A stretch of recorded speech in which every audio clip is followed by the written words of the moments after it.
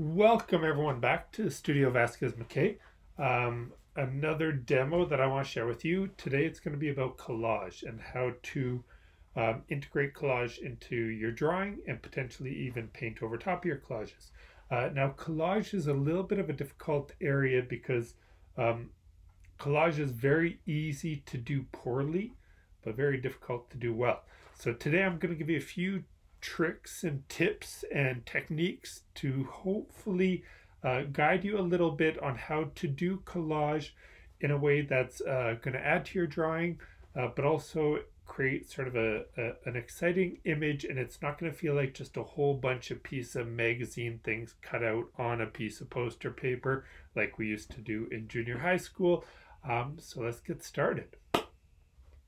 So what I'm using here is the drawing or the activation of the surface that I used for the other demo video. And I took a look at it and I sort of asked myself, what sort of image do I potentially see in it? And I saw a little bit of an insect. So I drew into it to a degree, but I didn't complete the drawing because I wanted a little bit of ambiguity at the top. Some people, they activate the surface and then they look at, what they potentially see and they draw into it. Other people, they just transcend an image over top. I do a little bit of both depending on my objectives with the piece. So we can see that I have some clear shapes here, and I've used a Sharpie marker just for the sake of this demonstration so that you guys can see the outlines really clearly, but usually I use something like a vine charcoal, something that's a little bit lighter so I don't have to worry about these heavy outlines. So I activated this surface by doing a little bit of collaging, and you can see that it's very random, right? There was no particular order. I was just more thinking about direction, composition, things like that. But with this one, now I have representation in it. I'm going to think about how I can collage to accentuate and to make this drawing of this insect a little bit more interesting. So collage materials, of course you need different pieces of paper. So, I found this one. I was very fortunate, it's the same as this one, that a house down the street, they were renovating and they were using this newspaper or the people who built the house they were using the newspaper as insulation. I think it's a Calgary Herald from the 20s. So really great material to work with.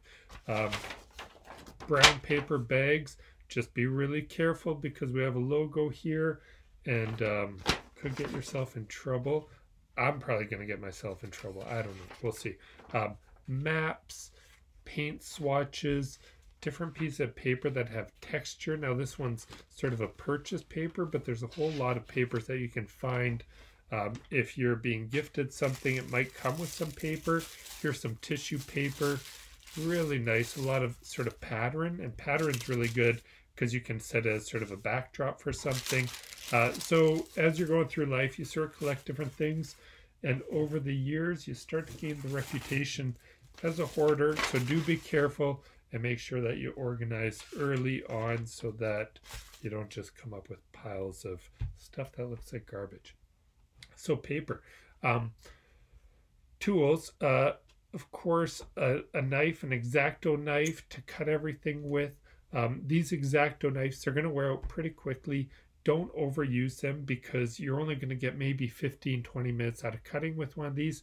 So make sure that you invest in a whole lot of blades. I buy my blades by the hundreds just because I go through so much. And once you start using dull blades, you start to tear the paper and such. So we don't want to compromise that at all. And then some tissue paper, some transparent paper, anything that you can sort of see through. Sometimes when I'm in a bind, I'll be using paper towel, toilet paper, whatever I have available that I can sort of see through to be able to create a template. But ideally you get some tracing paper that comes in a roll, pretty not expensive. And then finally your gel. And this, the acrylic gel, this is what I use to adhere the pieces of collage to the surface. Now I've used a whole bunch of different, adhesives and such. A lot of artists prefer just this regular gel, and that they say that the gloss is a little bit better. But personally, I like the extra heavy gel just because I find that it has a lot less water in it. And so when it dries, you have less of a tendency of your paper wrinkling, which is always a concern for us. The other option too is a spray adhesive. And I find the spray adhesive really useful if I'm working with something like tissue paper where I can't necessarily brush the adhesive onto it. So this is a good option, but it is sort of like a rubber cement. So archivally, it's not nearly as good as our acrylic medium. This one archivally is going to be your number one choice, but also I haven't had any issues with it. You know, I've adhered big heavy piece of cotton paper onto plywood, and this does the job really good. I also know if you're not so concerned about the archival quality, because we can see, you know, this isn't too cheap, $160 for this gallon. You can also use wallpaper, you know, whatever it is that they use to adhere wallpaper to a wall, and they sell it in the gallon also. And I think I bought one for about $30. So when I'm not too worried about the archival quality of the piece I'm making, I will, you know, come up with a cheaper option. But for this sample, this piece, because you know, to be honest, you never really know what the success level is going to be of your piece, I generally stick with the archival qualities so that I can sell it, because I don't like to sell stuff that I, you know, doubt will last too long. So those are the materials that we're going to be working with. Now the process. So what I usually like to start with is, you know, we have areas like this where I have this piece of ink transcending from the inside to the outside. Quite often that can be interesting, right? It's nice to sort of connect things, but if I want to distinguish one shape from the other, I'm going to collage here so that this becomes a background, this becomes a foreground. The process of doing that is, because I'm looking for a very specific shape, I want to use this tracing paper, and I'm going to put it down and create a template for myself. So again, I use this nice heavy marker, so this process is going to be pretty easy for me. But if you used a lighter line, you might not get something so easy. So I'm going to go around this, and I'm even going to break it up a little bit and sort of suggest some shape of the head of this insect. You know, the Google search for this insect was quite funny, because originally I put, you know, image search of beetle. And the first thing that I got were photos of the beetles. And when I scrolled through that for a few minutes, then I got images of a Volkswagen Beetle. So if you do search beetle, be prepared not to find an actual beetle for a while. I guess, of course, you can refine your search, but I thought that was a little bit funny. So then I just changed my search to cockroach, and no one's using the term cockroach to advertise anything. So I'm just going to cut this out, and again, give myself this sort of template to work with. And I mean, you can sort of skip this stage and put what you think you might want to collage over top directly on there. But I like this stage because I can really tailor the image to the specific shape. And in my samples of collage material, I didn't include too many images, but it is always nice to, you know, pull from old National Geographics and stuff and put stuff in there. And on that note, I should add that it's a great opportunity to sort of add content to what you're doing. You know, when looking at a map, for example, right? If I think of an insect, you know, and I go through all these different things, you know, I certainly don't think of anything to do with hygienics, but maybe a map, right? Because they travel quite a bit, and cockroaches especially are going to outlive human beings all over the world. So I'm going to put my template down onto my piece of collage material, and I'm going to sort of move it around. And you can see that I have the option of where I put it. And what I just did there is, for a second, I start second guess myself because I want to make sure that it's going the right direction, so that when this goes onto there, it is the right way. Because there's going to be sort of a reversal. So I'm using, this would be the back side. I don't want to do this wrong because I only want to do one cut with this demo. So I'm going to use this template to get the exact shape. Really smart. I chose a pretty complex shape. I should have just done something simple. You can always, use tape and sort of tape this down. So if I did want it super, super perfect, I'd be taking some green tape and putting this down so that I get an exact one-to-one. But again, for the sake of this demo, I want to sort of get through it so that you guys don't have to wait too long to see what I'm up to.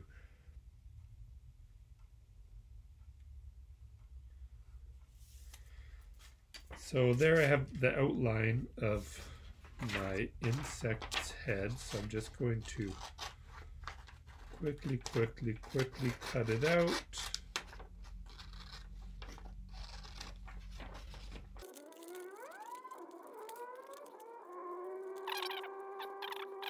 To get precision. And I've used collage also to, to cover things up, right? If there's an area that I'm not happy with. Oh, see, yeah. So I did the opposite side. So like that. So we can see that that's fitting on there. It's sort of separating front to back. Now my gluing process, I don't want to glue directly on here because I'm going to sort of make a mess of it.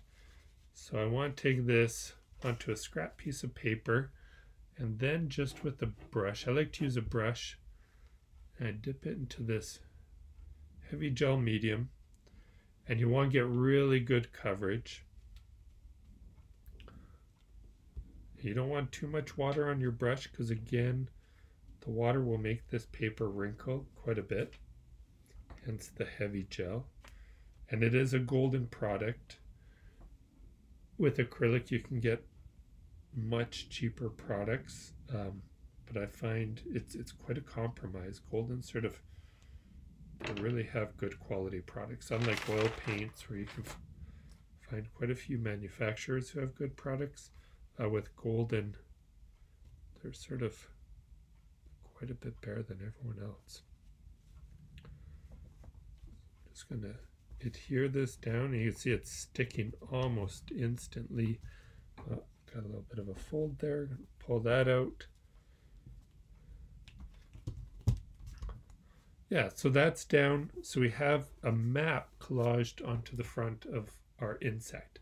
The materials that I like to use, I don't like to use glossy too much because then I can't draw into it. Whereas this, I can bring some charcoal, bring it back in and start sort of add some volume and such to this piece. So I'm just gonna mosey along and do some more collaging and speed this video up so you can see a little bit of the process. But before I do that, I'm also, one of the things I'm going to do, we always think when we collage of collaging into the positive shape, but another option is to collage the negative shape in order to get that separation. So potentially, maybe with this leg, I'll try it where I sort of just do the negative and then this map turns into the positive. So you have a little bit of a reversal where what was the background becomes the foreground. All right.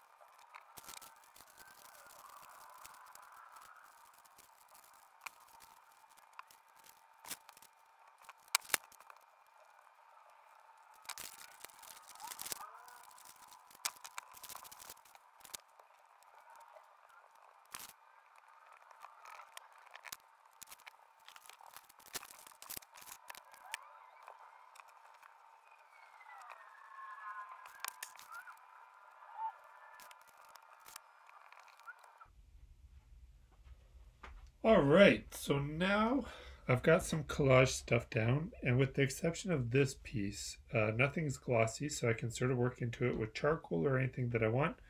So I can decide, how to push and pull my space. And I think I'm going to sort of push the background a little bit. So I'm going to do something like this. And this is just powdered charcoal. Right, so I can sort of move through the negative spaces like this, and it's just going to emphasize that separation that I already established with the collage.